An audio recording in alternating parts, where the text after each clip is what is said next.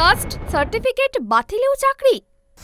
Caste certificate বাতিলের পরও headmaster. শান্তিপুরের প্রাথমিকের শিক্ষককে ঘিরে প্রশ্ন।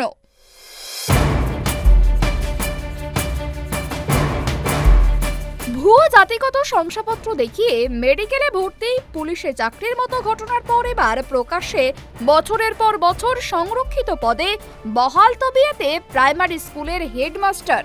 ভুয়ো কাস্ট সার্টিফিকেটের ভিত্তিতে বছরের পর বছর সরকারি পদে চাকরি করছেন হেডমাস্টার। ঘটনা নদিয়ার শান্তিপুরের। জানা গিয়েছে বাতিল হয়ে গিয়েছে কাস্ট সার্টিফিকেট, তবুও সংরক্ষিত পদে বহাল তবিয়তে রয়েছেন তিনি। শান্তিপুরের প্রাথমিকের শিক্ষককে ঘিরে উঠছে একাধিক প্রশ্ন। নদিয়ার শান্তিপুরের কালীপদ ঘোষ স্মৃতি প্রাথমিক বিদ্যালয়ের প্রধান শিক্ষক মনোজ কুমার বিশ্বাস। মনোজ কুমার বিশ্বাসের অপসারণের দাবি জানান আদিবাসী কল্যাণ সমিতি। বেশ কিছু জায়গায় এবং বেশ কিছু দপ্তরে যারা আদিবাসী, মজুমদার থেকে শুরু করে বিশ্বাস, চৌধুরী থেকে শুরু করে খাতুন, যারা মূলত জেনারেল কাস্টের অধিকারী, তারা বা ওবিসিতে যারা বিলং করেন, তারা সরাসরি তছরূপ করে তাদের তথ্য গোপন করে এসটি সার্টিফিকেট হাতিয়ে নিয়েছেন, যাদেরকে আমরা ফেক সার্টিফিকেটধারী বলছি।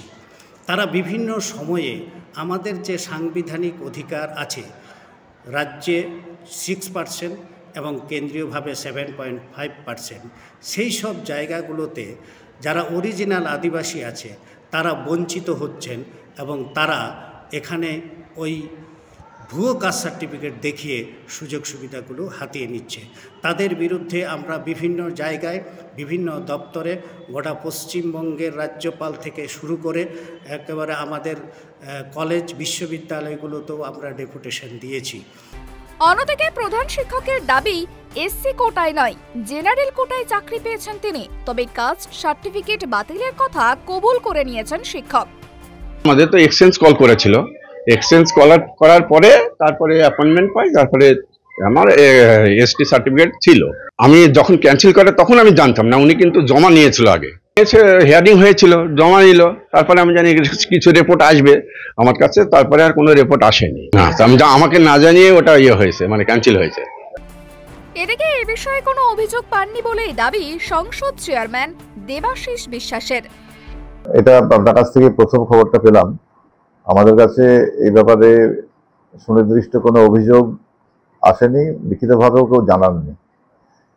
তবে যদি এই কথাটা সত্যি হয় এবং যদি সেটা আমাদের দৃষ্টিতে আনা হয়, তাহলে আমরা নিশ্চিত করেই এই ব্যাপারে আমাদের শিক্ষা দপ্তরের ঊর্ধ্বতন আধিকারিক যারা আছেন, আমাদের ডিপার্টমেন্ট আছেন, আমাদের পর্ষদ আছেন, তাদের কাছে আমরা বিষয়টা পাঠাবো এবং সেখান থেকে তারা আমাদেরকে যেমন যেমন নির্দেশ দেবেন আমরা সেই নির্দেশটাকেই ফলো করব। তবে যদি এরকম ঘটনা ঘটে থাকে সেটা খুবই দুঃখজনক এবং প্রকৃত যদি তিনি দোষী হন, তাহলে আমার ব্যক্তিগতভাবে মনে হয় যে তার সাজা পাওয়াটাই উচিত। কিন্তু প্রশ্ন উঠছে, কিভাবে ভুয়ো কাস্ট সার্টিফিকেট দিয়ে চাকরিতে বহাল হেডমাস্টার? এর পেছনে কি প্রভাবশালী কারো হাত রয়েছে? উঠছে সেই প্রশ্নই। নদিয়া থেকে রূপম রায়ের রিপোর্ট, ট্রাইব টিভি বাংলা।